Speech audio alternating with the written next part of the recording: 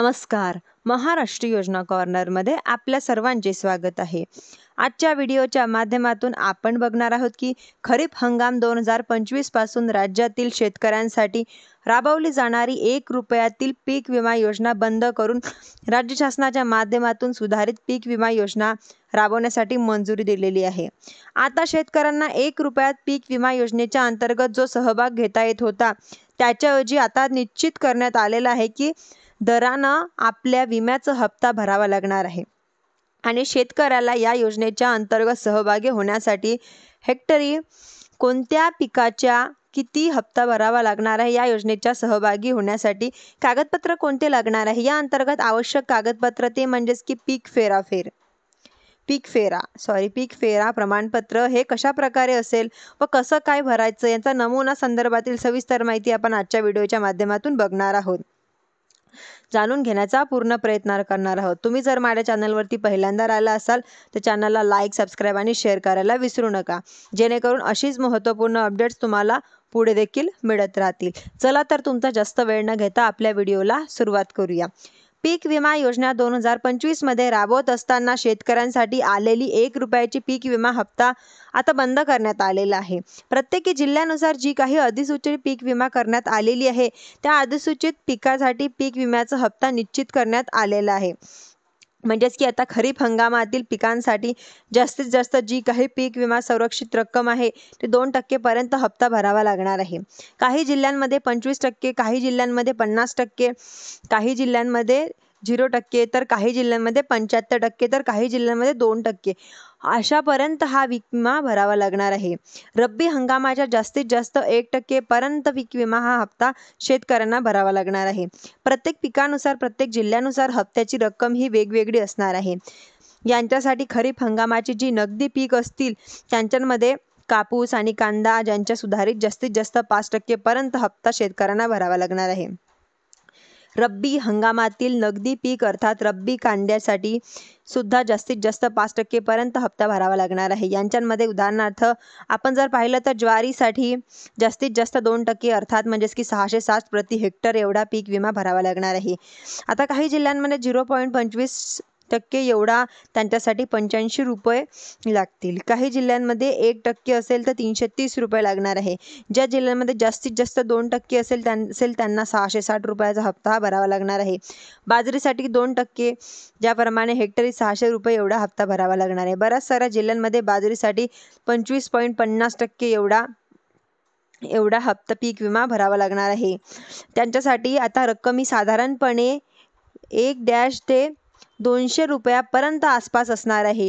भुईमुगासाठी जर 2%च्या प्रमाणामध्ये जर हप्ता भरावा लागत असेल तर म्हणजेच की 900 रुपये एवढा शेतकऱ्यांना हेक्टरी पीक विमा भरावा लागणार आहे. सोयाबीनसाठी 2% प्रमाणामध्ये 360 रुपये एवढा पीक विम्याचा हप्ता भरावा लागणार आहे.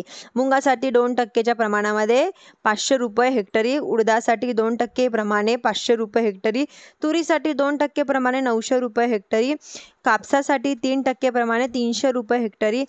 हा जो हप्ता आहे तो 5% पर्यंतच्या प्रमाणामध्ये साधारणपणे 3500 रुपये एवढा प्रति हेक्टरी असणार आहे. ज्याप्रमाणे आर्थिक ज्यांच्यामध्ये जे काही टक्केवारीच्या प्रमाणामध्ये ज्या पिकासाठी जिल्ह्यासाठी निश्चित केलेले आहे त्यानुसार तो पीक विमा हप्ता भरावा लागणार आहे.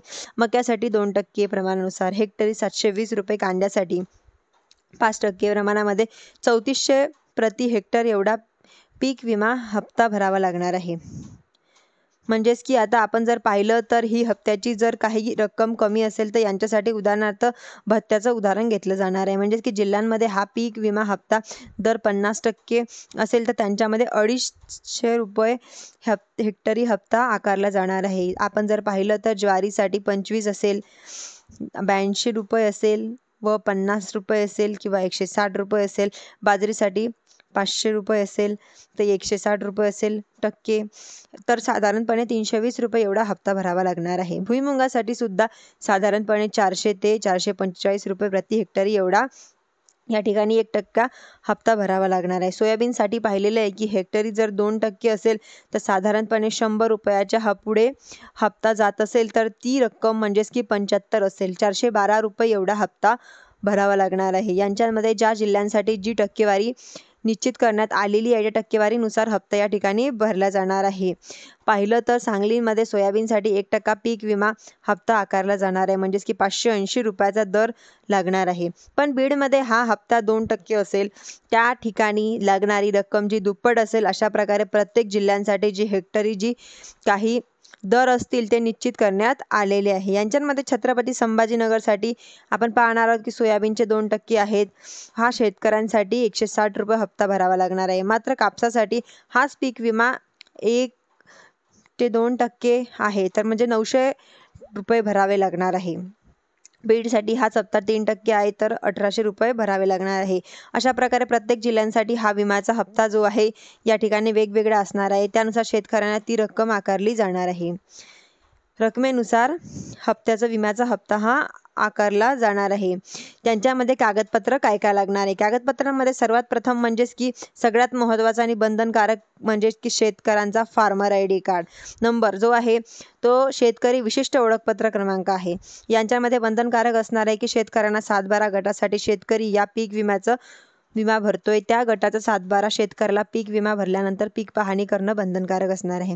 शेतकऱ्याचा आधार संकलन बँकेच्या पासबुक यांच्यामध्ये कंपल्सरी लागणार आहे. यांच्यामध्ये दुसरं महत्त्वाचं असं कागदपत्र लागणार आहे ते म्हणजेच की पीक फेरा प्रमाणपत्र. पीक फेरा प्रमाणपत्र नमुना आपण या ठिकाणी पाहणार आहोत. पीक फेरा प्रमाणपत्रामध्ये शेतकऱ्यांना ज्या पिकाबद्दलची माहिती आहे त्या पिकाबद्दलचा पीक विमा भरणार आहात त्यांची पूर्ण माहिती घ्यायची आहे. यांच्यामध्ये म्हणजेच की शेतकरींचं नाव वगैरे शेतकऱ्यांच्या नावावरती पीक विमा भरता आहे. राहणार तालुका, गाव, जिल्हा, शेतीचा पत्ता यांच्यामध्ये द्यायचं आहे. कोणत्या गावात आहे, जो मोजे गाव असेल त्या गावांमध्ये एकूण क्षेत्र किती आहे, त्यामुळे आपण किती यांच्यावरती अट्यानुसार असलेले क्षेत्र एकूण क्षेत्रफळामध्ये टाकायचं आहे. समजा एका गावामध्ये 5 एकर जमीन असेल तर ती 5 एकर जमीन अट्यानुसार असेल तर ती क्षेत्र यामध्ये टाकायची आहे. त्यानुसार कोणत्या गटातील कोणत्या पिकाखाली किती क्षेत्र असणार आहे त्याची माहिती द्यायची आहे. उदाहरणार्थ गट क्रमांक, आता क्रमांक. समजा तुमचा गट क्रमांक असेल 10 तर त्यांच्यामध्ये पीक कुठले लावलेले आहे. समजा सोयाबीन लावलेले असेल तर खाली किती क्षेत्र आहे, लागवडीचा दिनांक कधी आहे, नंबर, गट नंबर.